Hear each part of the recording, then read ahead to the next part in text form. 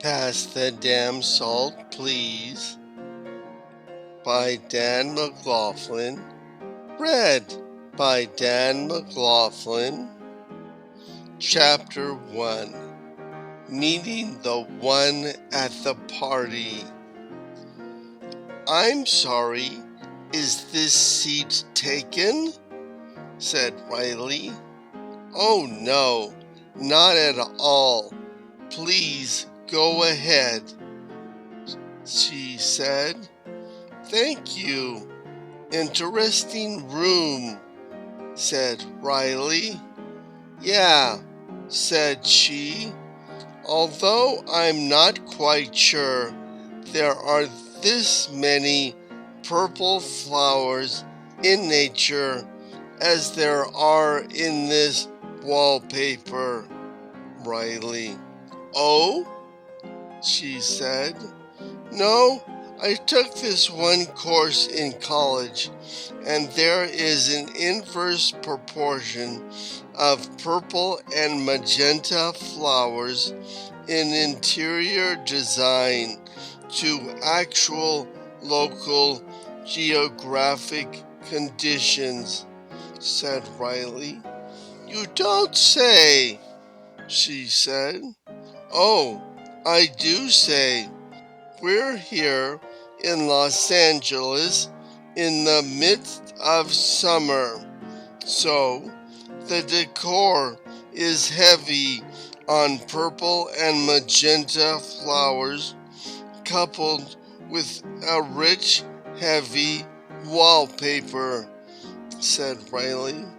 "So, if we were someplace rich with actual tropical flowers, the walls would be a chaparral blue-gray with the occasional brown streak," said she. "Yes, exactly. You catch on quick," said Riley. "Well, thank you, I think," she said.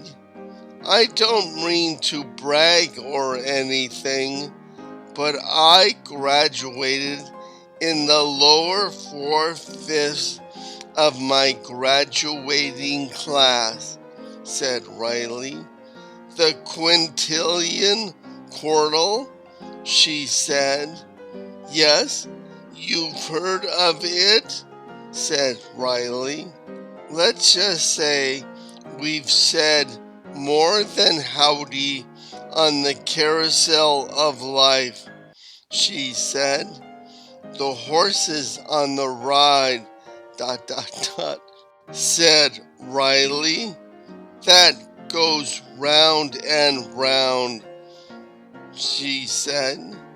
"Not just horses go round on the carousel, my friend, not just horses," said Riley. "True, I am more of a purple dragon person myself," said she. "A purple dragon lady. Interesting. Time for a true confession?" "Ready?" said Riley. "Is this something I'm going to have to record in my super secret spy recording thingy?" said Funchi. "Well, do you have to fill a quota or something?" said Riley. "Not really. I'm 4 over my limit already," said Funchi. "Well, okay, let me just tell you, and then you can decide to record it," said Riley. I don't think it is supposed to work that way," said Funchi. This coming from a super spy who graduated in the quintillion quotient, said Riley. "Well, they say I have excellent instincts, said Funchi. Were they the same they who were surprised by the fall of the Soviet Union, the overthrow of the Shah, and the whole weapons of mass destruction thing? Said Riley. No, that was the other guy, Fred. I'm talking about Murray, the perceptive one, said Funchi. Oh, really? There are only two people when people say they, Fred the idiot and Murray the smart one, Riley said. Pretty much, said Funchi. So why do we keep listening to Fred? Asked Riley. 2 words, my friend. Power, point. Fred is the past master of the transition slide effect. He is the Baryshnikov of the bullet point. Printed copies of his presentations sell for thousands on eBay, said Funchi. Despite the fact he is a complete idiot? Well, yes, but his presentation is flawless. You know, I think technically PowerPoint is 1 word, said Riley. That is what Murray says. That is why no one likes Murray. Never content to leave well enough alone. Mr. Fact Fetish, said Funchi. Fascinating. So, you want to hear my super special deep dark secret? Said Riley. Well, as a super secret special spy, I suppose I have to. Sigh. You know, I have already recorded several deep, dark secrets already tonight. If I record yours, I might have to throw out someone else's, said Funchi. But mine is a super duper special super secret secret. This secret gets out in the wrong hands and it is lights out Western civilization as we know it, said Riley. Huh, said Funchi. No, trust me, university curriculums will never be the same if this gets out, Riley said. Somehow, this does not surprise me. Okay, so go ahead, Mr. Fate of all we know and love is in his hands. What is your big surprise? Check one, check one, said Riley. Go ahead, I got a good level here, said Funchi. Nice finger in the ear on the merry-go-round. This is so hard. I have never shared this with anyone. I and my recording device am here for you, Funchi said. I, Riley stuttered. getting bored here, Ace, said Funchi. I can only sit on a merry-go-round on those carriagey things with benches. I cannot ride a merry-go-round animal that goes up and down, Riley said. Laughter, gasp, said Funchi. Yes, it's true. I can only experience a merry-go-round on a simple bench, says Riley. Mothership, this is Blue Slider. I repeat, Blue Bonnet is an empty vessel. We have a code Alpha Ducky Bambino Sachmo Burger Gray. I repeat, code Delta Room Fuzzy Tango Sache Pogo Stick. Please wait here, says Funchi. Wait, are you empty vessel 752 Beaner Niner, says Riley. What if I was, said Funchi. Empty moons set T47, said Riley. 7 times 4 equals triangle pastries, said Funchi. Empty vessel, said Riley. Full of shit, Funchi. You know, I never figured out why I got that code name, said Riley. You must have been in the lower half of that quintile quartile, yes, said Funchi.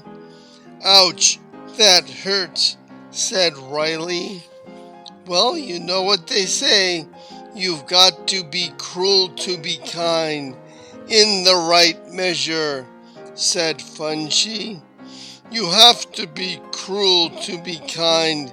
It's a very good sign, said Riley. There are some things you can't cover up in lipstick and powder, said Funchi. But I heard you mention my name. Can't you talk any louder? Said Riley. Don't come closer. Don't come any nearer, Funchi. My mission of you can't come any clearer, said Riley. I just wanna hear girls talk, Funchi. Nick Lowe, said Funchi. Dave Edmonds, said Riley. Rock pile, laughter, both said.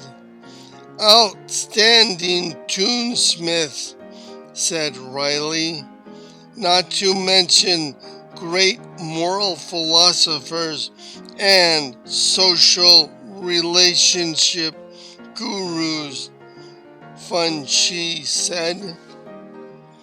If only Hegel had had a band, said Riley.